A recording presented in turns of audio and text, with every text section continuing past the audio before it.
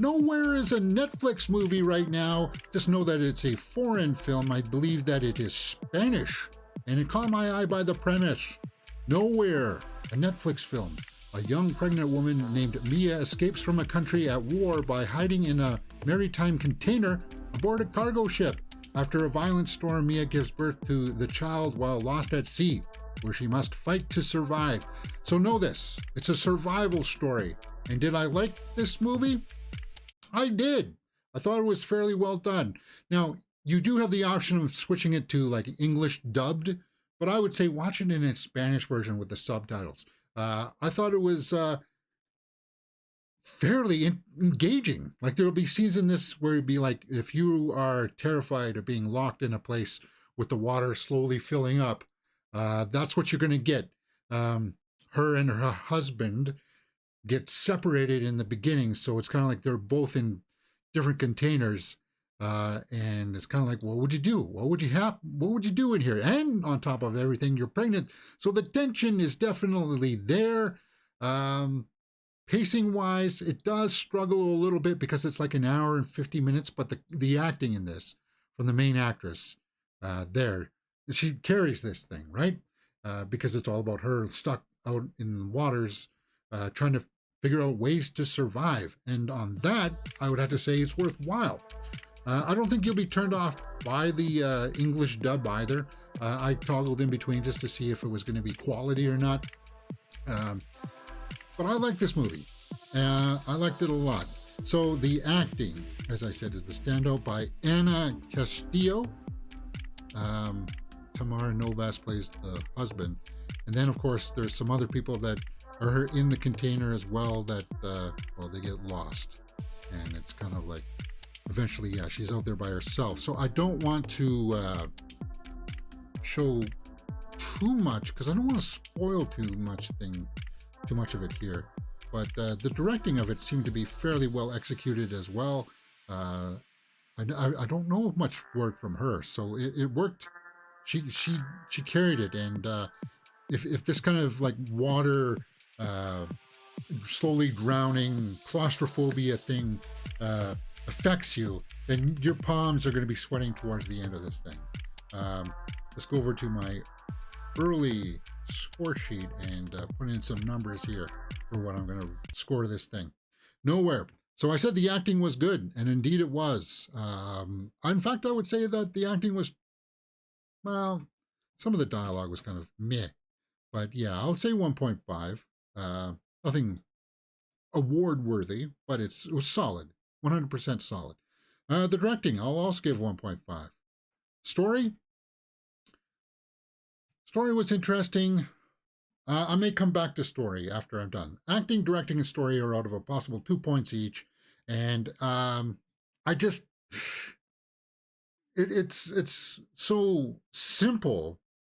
I don't know if it's breaking any barriers with it though, right? It's a story of survival kind of thing, and it's kind of like, yeah, it's cool to see. In fact, yes, there you go. I just sold myself right there. I am going to give it a 1.5 because of the ingenuity of how is she going to survive with this.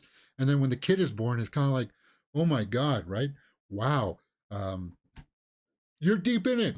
And I want to see what happens next. So it's engaging in that aspect. Cinematography and score are out of a possible 1 point each. It had serviceable cinematography. The score, it worked. So I wouldn't say that those were too noteworthy. But those are some of the things that I consider while I'm thinking about ranking this movie. Let's go over to the tomato meter and see what people are saying. Ooh, 55% by critics, 67% by the audience. So it's only got 11 reviews. So maybe people were a little bit harsher on it because of perhaps that generic scenario of survival kind of thing, right? Spanish, yeah. Albert Pinto directs. And yeah, this Ana Castillo, I want to see a lot more work from her. Let's take a look at some of the snapshot reviews of people who liked it from RogerEbert.com. There are some disappointing choices in the film's directing, but Castillo should make a lot of those easy to overlook. Yeah, the acting in this you'll be kind of like, well, it's a little bit long. Where's this going? But You'll be engaged, don't worry. That's the way I felt about it. New York Times didn't like it. It's hard to care about Mia's efforts to survive when coincidence drives the plot and the production looks and feels cheap. No, no, I can't agree with that by saying that the production looks cheap. Granted, yeah, they've got to put in some CG backgrounds and stuff like that. They're not going to really go out in the sea and stuff like that to shoot some of these things because it's just adds a certain level of peril to the crew that would be shooting it, of course. But they got some interesting shots in there that it looks like they went out to certain locations to get.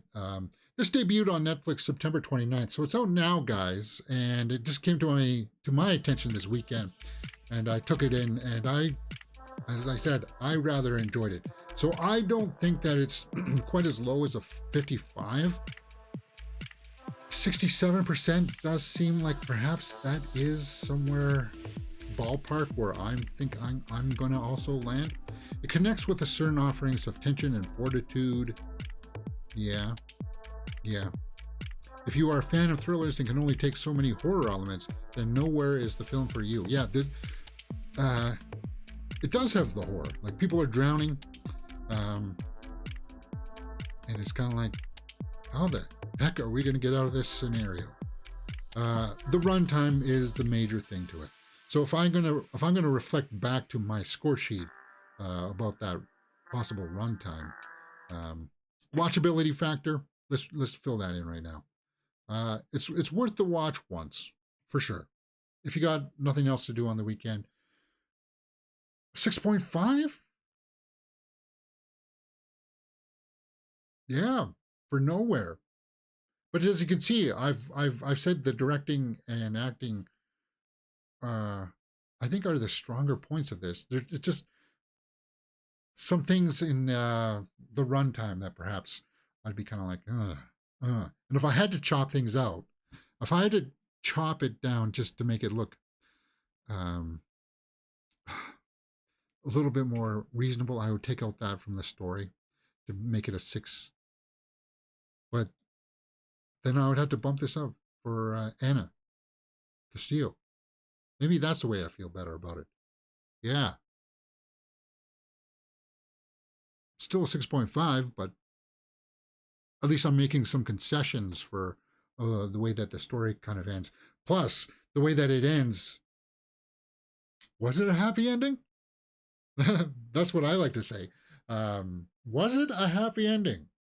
Yeah, and that's kind of what you'll be asking yourself too. And that's the kind of trademark of what I think is a good movie. So, a movie worth checking out there on Netflix. Nowhere. What do you guys think about this? Have you seen it? Let me know what you thought about it in the comments below, and we will talk about it.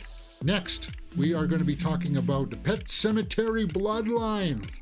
So if you like these types of reviews, guys, come check us out here on Mirror Domains, because, yeah, there are my other social media handles. Come check me out. And I'll see you next time right here on Mirror Domains.